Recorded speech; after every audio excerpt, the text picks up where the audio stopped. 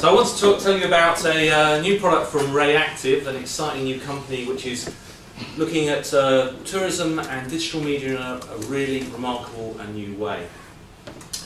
What we've come out with is our first product, and we call it the Tourist Tricorder. So I think the first thing we have to understand with tourism is that every tourist is different. Now take Clare for example. Clare, do you regard yourself as a tourist? I'm not a tourist. But you often go places. I like to wander around cities, I guess. And when you go places, do you use modern media and digital technology? Well, I guess I could do before I left. I mean, it's very difficult to do it out in the field. You know, I'd like to go on Tricorder or, you know, maybe go on Wikipedia or Historic Scotland. What about when you're actually out and you're walking around and then they have other products like, you know, Google Locate, things like that. Do you find those useful? Oh, they're impossible to use. You see, what we've done is we've tried to put something together which is ideal for an independent traveller who really just wants to experience the environment that they're within. And we're doing this with the Tourist Tricorder. What this does is it helps a tourist forage for the gems of touristic experience. So rather than to direct them with suggestions of routes or to give them endless preferences of Italian restaurants or Japanese restaurants that they should choose,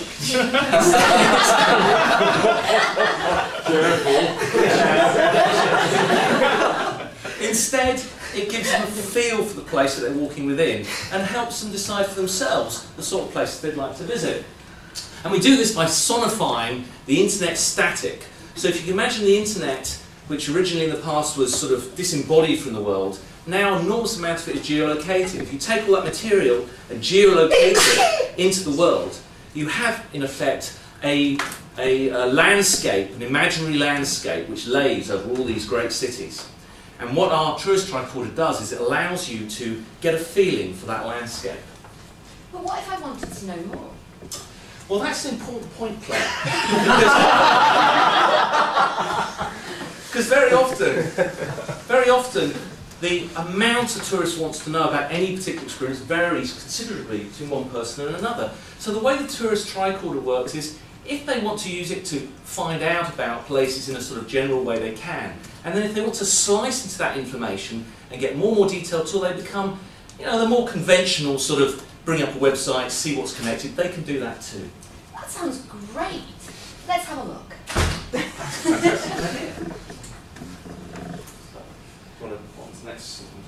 So the Tourist Tricorder at the moment is in a very small portable device.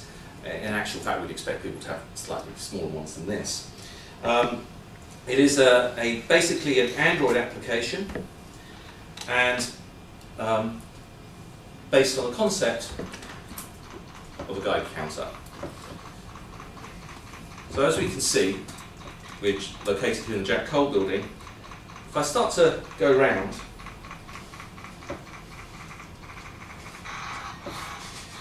we find that in this direction is the centre of St Andrews.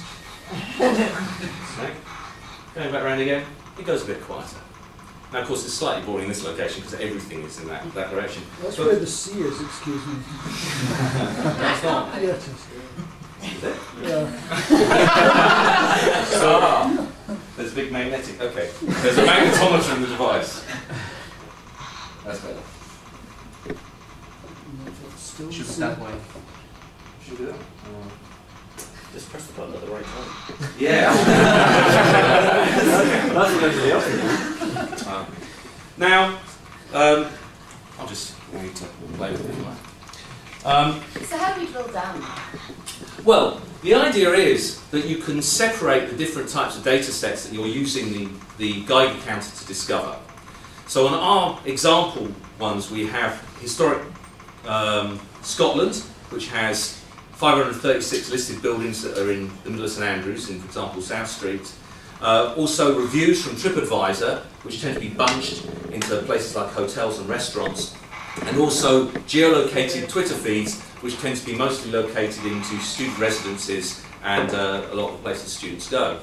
So as the user goes through the city, they can put the tricorder on, select a data set, and for example, if they're really interested in listed buildings, it will point them in the right direction.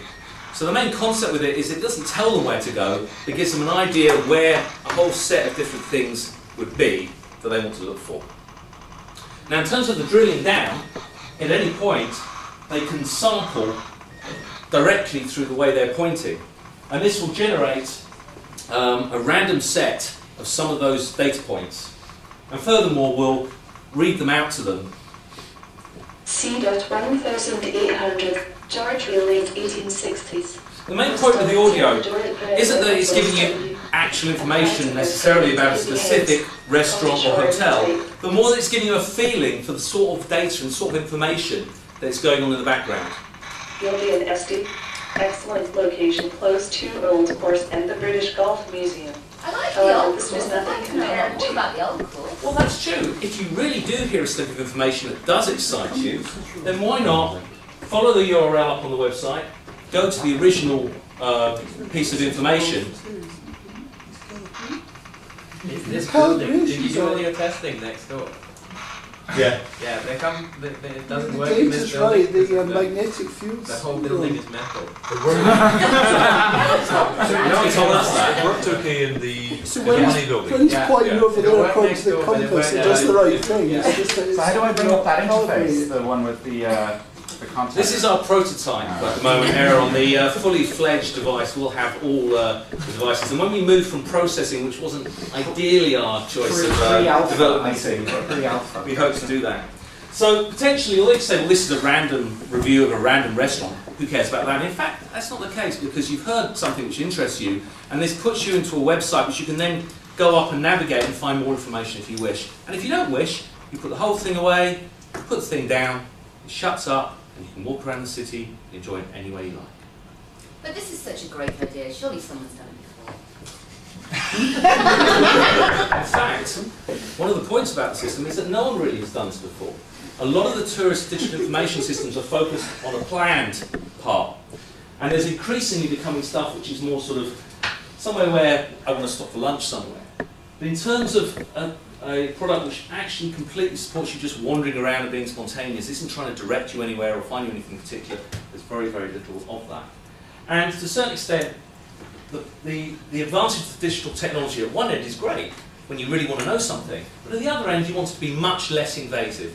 And the idea with this device is that if you want to know something, it will tell you it, and if you want to forget about it, you can forget about it. It would really give me a feel for the area. I think it sounds fantastic. I'm glad you like it, Claire. Where are you going to go next with it? Well, that's interesting too. Potentially, of course, we can release this in alternative languages, and we can also look at different data sets. So, for example, crime rates. Where you could say, probably I won't go over there and get a latte. In addition, we also sort of feel that we could expand this into other markets. For example, pet owners. We also add, for example, a barking version of the.